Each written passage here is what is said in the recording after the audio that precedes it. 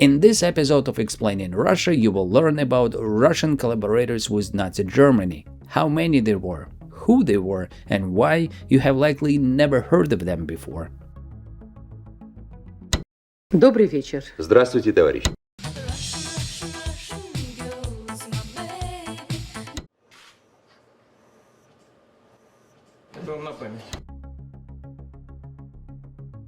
I know it's been a while since the first video on this channel, and for a brief moment I was thinking about what topic I should cover next, but then a quick look at the calendar gave me the answer right away.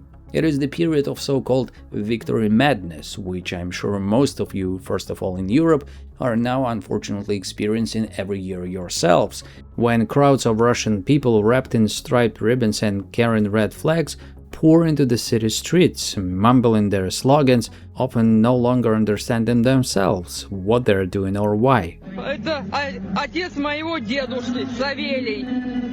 А расскажите вот про его путь в Великой Отечественной войне. Но он воевал и был вот заслуженный, получил заслуженные медалисты, воевал.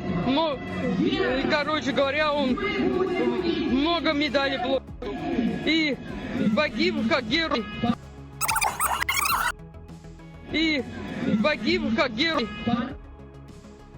These people loudly declare themselves the sole victors in the war against Nazism, but somehow remain dead silent about the fact that they themselves helped unleash it in 1939.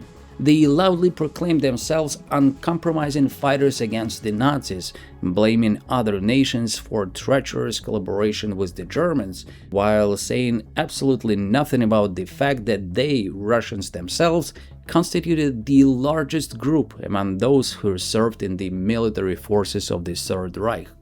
Of course, the Russians were not the only ones collaborating with the Nazis during World War II. Such collaboration existed in every territory occupied by Nazi Germany without exception, whether in France, Belgium, the Netherlands, or even Poland. But in terms of the number of collaborators who served in the German armed forces, the Waffen-SS or other military units, the Soviet Union, and Russians in particular, holds the grim distinction of first place. And that is exactly what we will talk about today: Russian Nazi collaborators, those whom the USSR conveniently preferred not to notice, a preference continued in Russia today, and there was quite a lot that remained unnoticed. The thing is that in the USSR, all peoples were equal, but some peoples were more equal than others. First and foremost, this applied to Russians. Suffice it to recall Stalin's famous toast to the Russian people, delivered shortly after the end of the war in Europe in May 1945. I drink to the health of the Russian people because they are the most outstanding nation among all the nations comprising the Soviet Union. Perhaps this is exactly why people spoke less and more quietly about Russian collaboration with the Germans. If a Soviet book, film, or newspaper article dealt with collaborators, you could bet that it would either talk about Ukrainian Banderites or Baltic Forest brothers.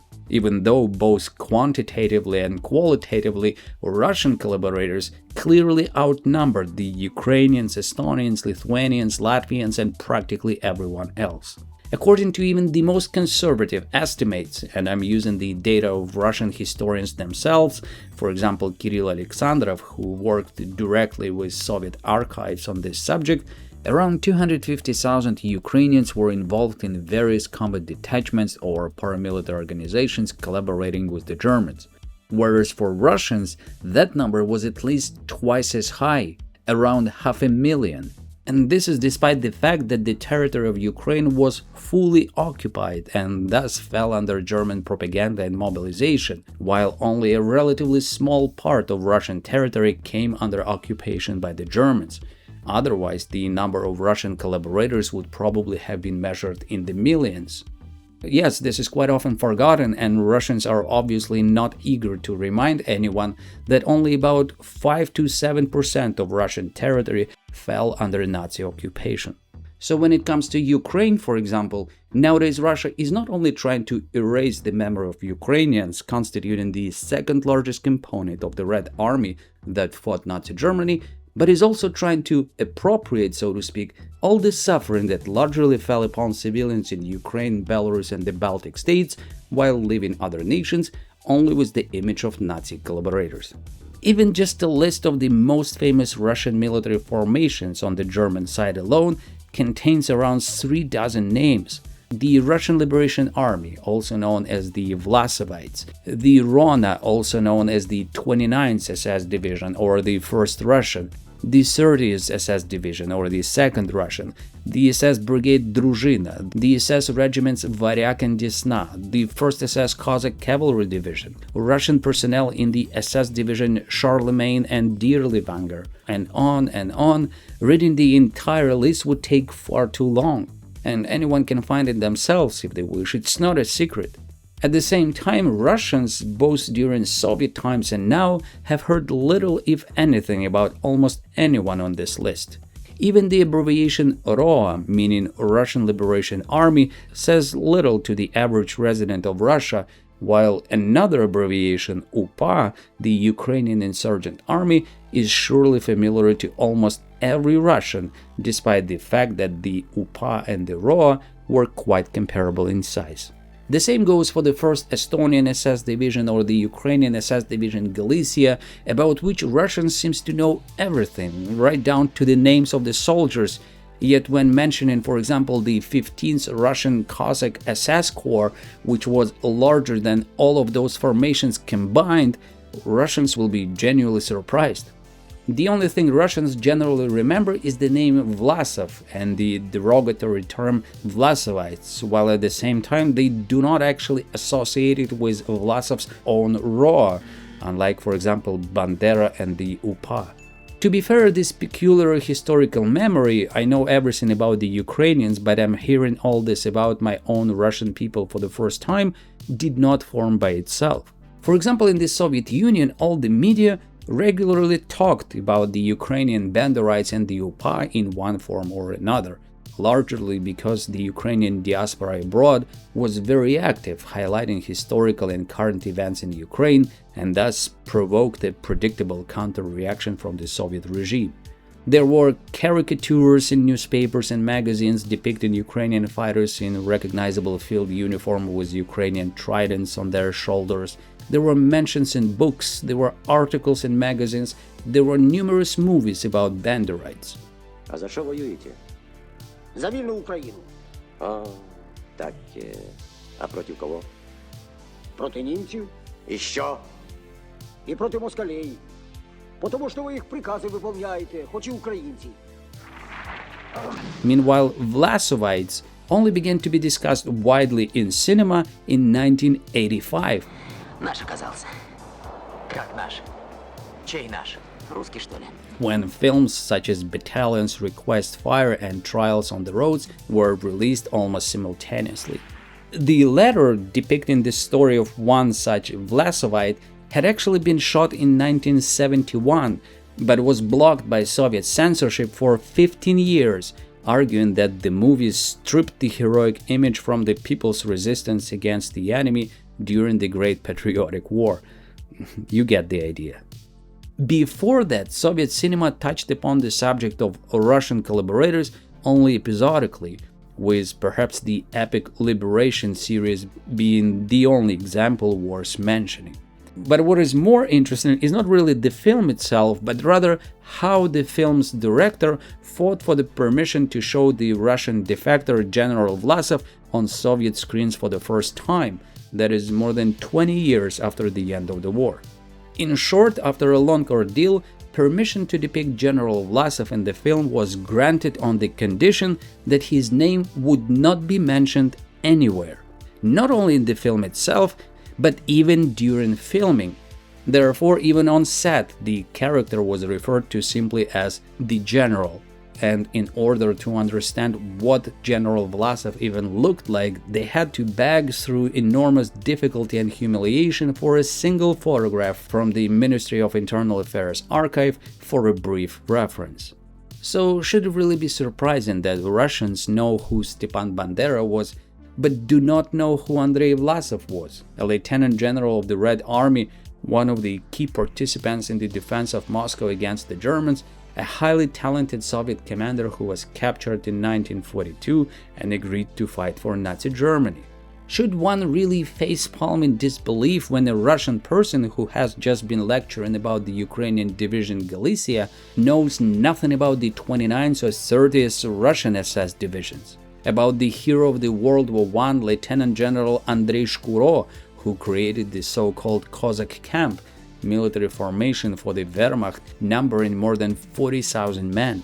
About the All-Russian Fascist Party, about Special Division Rusland, about the fact that Russians helped not only the Nazis in Europe, but also Imperial Japan in Asia as part of the so-called Asana Brigade. And again, the list goes on and on. No, a Russian may endlessly talk about Stepan Bandera, who, after a brief collaboration with the Germans, became their enemy following the proclamation of Ukrainian independence a week after the German invasion of the USSR, and as a result spent most of the war in a German concentration camp. While at the same time Russians know nothing about the Lokot Republic, an autonomous entity in the occupied territories of the Russian Bryansk, Oryol, and Kursk regions, roughly the size of Jamaica, with a population ranging, depending on the source, from 600 to 1 million people. The German authorities established this autonomy as a test case for Russian collaboration as government under SS oversight. From the autumn of 1941 until the end of the summer of 1943, the Lokot Republic, with its capital in the small town of Lokot, essentially functioned as a self-contained entity. It had its own leadership, its own Nazi party, its own functioning economy, its own laws and criminal code, as well as courts, police and prosecutor's office, and finally, its own army, the Russian National Liberation Army, RONA, with up to 20,000 men with its own tanks and artillery. It also had its own celebrity, so to speak, Antonina Makarova, also known as Tonka the Machine Gunner, who shot more than 1,500 prisoners with a machine gun, in most cases partisans and members of their families sentenced to death by the Germans. And these are not my own speculations or some sort of anti-Russian propaganda, but simply facts from Antonina's criminal case file in the USSR. According to some accounts, Antonina Makarova personally took more lives than any other person in history. Quite a record, and it's strange that Russians, so fond of various records, somehow ignore such unquestionable leadership by their compatriot. It's worth noting that the other Lokot residents, although they may not have achieved such record-breaking results, also made a significant contribution to the Nazis' deeds. After being driven out of Soviet territory by the Red Army, Rona retreated together with the Germans, was renamed 29th Waffen-Grenadier Division of the SS Rona, and in particular became notorious for inhumane brutality during the suppression of the Warsaw Uprising. The Ochota massacre alone accounts for around 10,000 murdered Poles. Eventually, for committing numerous atrocities and lack of discipline, the division was disbanded, and the commander of Rona, Bronislav Kaminsky, was court-martialed and executed by the SS themselves. To be fired from the SS for brutality, that is quite an achievement indeed. But of course, the average Russian will never tell you any of this, yet they will be able to recite Bandera's biography by heart. Moreover, Russians do not want to know this even now, when there is internet access and information openly available. Of course, it's much easier to close one's eyes and ignore obvious facts about the Russians' collaborators and talk about traitorous Ukrainians, Estonians, Latvians, Lithuanians, etc., even though those few among them who collaborated with the Germans not out of desperation but for ideological reasons cannot even remotely be placed in the same category as the complete s*** among the Russian collaborators who seem to have done everything possible to justify being struck from the list of the human race altogether. So the myth of the Russians' uncompromised anti-Nazi fighters is only a myth, and the more you know, the more ridiculous it appears. There is an expression, people who live in glass houses shouldn't throw stones. In Russia's case, however, it's not glass but manure, in which Russians have been boiling for a long time and which in recent decades they have actively been throwing at everyone around them. Sadly though, some countries seem to accept it and even enjoy consuming it. Let's hope this doesn't last forever, otherwise you're doomed to follow the same path as Russia. And if you think it's impossible in your country, you're seriously mistaken. Russia did not become like this overnight. It was slowly cooked into this sticky mess over years. And I'm not the only one saying that. For example, many of Trump's actions today strongly resemble developments in Russia during the early 2000s, restricting freedoms supposedly for the good of the people, or even shutting down a comedy show for criticizing the president. And the only thing that can help prevent this is learning from historical examples. And speaking of authoritarian leaders, I cannot recommend the Mad King series highly enough, which covers the stories of some of the most insane and eccentric modern rulers, dictators and kings, and you can watch it today on my streaming service Nebula. The reason these episodes are available exclusively on Nebula is simple. It's impossible to release them on YouTube because of the platform's restrictive policies toward historical content, which is often labeled shocking in the name of viewer comfort. But here is the thing, one of the reasons such leaders gain support in the modern world is that we are often discouraged from openly discussing the atrocities and devastation their policies inevitably lead to. Nebula is not like YouTube. It does not rely on advertising or sponsorships, but exists solely thanks to the support of its subscribers, which makes it a perfect home for thoughtful, exclusive content. Nebula gives creators the freedom to tackle important topics that are often overlooked or sidelined elsewhere. It is a place for high-quality, in-depth videos that explore complex subjects without the usual platform restrictions. An ideal environment for independent creators like me, especially when covering the turbulent and often cruel history of the USSR and Russia. With Nebula, you will get early access to my videos as well as exclusive content on my other channel covering stories from Soviet aviation history, such as the story of the ghost flight, when a Soviet transport aircraft circled over a city for hours with an entirely unconscious crew, or the Soviets' wild attempts to mount gigantic guns on small fighters, or my video The Russian Art of Military Cheating, which explores how the military used tricks and gimmicks to push underdeveloped weapons into service. And it's not just my content. Nebula features dozens of unique projects such as Red Atoms by Real Time History, Underexposure by Near and Modern Conflicts by Real Life Lore. These projects would not be possible without the support of Nebula subscribers. That's because Nebula is different. It was built by creators and is owned by creators, making it one of the most sustainable ways to support our work. When you sign up using my link in the description, I receive a portion of your subscription fee for as long as you remain subscribed.